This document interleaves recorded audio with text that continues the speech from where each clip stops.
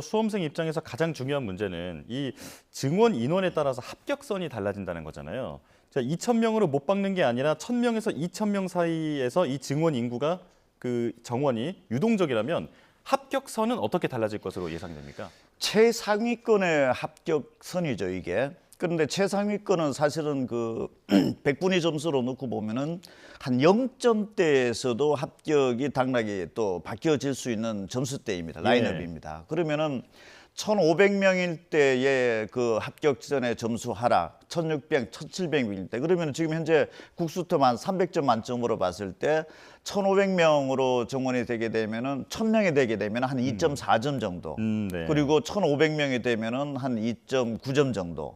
또 2,000명까지 되게 되면은 3.9점 정도. 그러면은 소수점에 의해서 당락이 결정이 될 수 있는 최상위권 학생들이 되는데 이 100명 각 대학마다 또 몇십 명 이런 부분들의 조정이 수험생 입장으로 봤을 때는 합격선에 굉장히 큰 영향을 미칠 수밖에 없는 거고 또 이 부분은 의대 합격선이 바뀌어지게 되면은 그게 또 비슷한 수준대의 최상위권 이공계 합격선에도 영향을 미칠 수 있는 부분이기 때문에 정말 그 모집 정원이 얼마만큼 빠르게 결정이 되느냐 여기에 따라서 불확실성도 생긴 건데 여기에 대한 어떤 정확한 예측이라든지 이런 부분들을 어떻게 할지가 수험생 입장에서는 앞으로 굉장히 큰 관심 사안이 될 수밖에 없는 사안입니다. 예, 의대를 넘어서 이공계 전반에도 이 합격선의 변화가 불가피한 상황인데, 자, 그렇다면 의대 증원 규모에 따라서 최상위권 대학의 이공계 지원 현황은 어떻게 달라질 거라고 보십니까?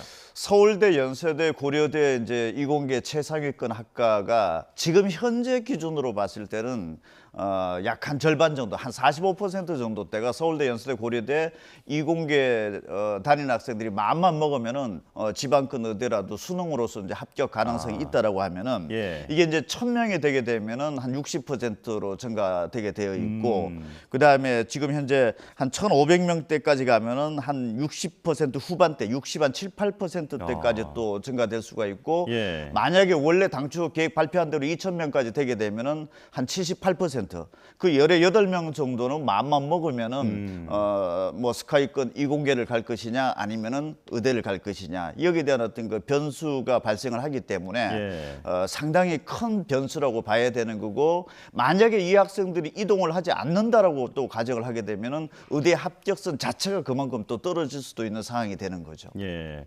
자, 말씀해 주신 대로 이제 이들에게는 만약에 의대 정원이 확보가 그러니까 증원이 되면 새로운 선택지가 생기다 보니까 어떤 의대 쏠림 현상이 좀 가속화하지 않을까 이런 우려도 커지고 있습니다.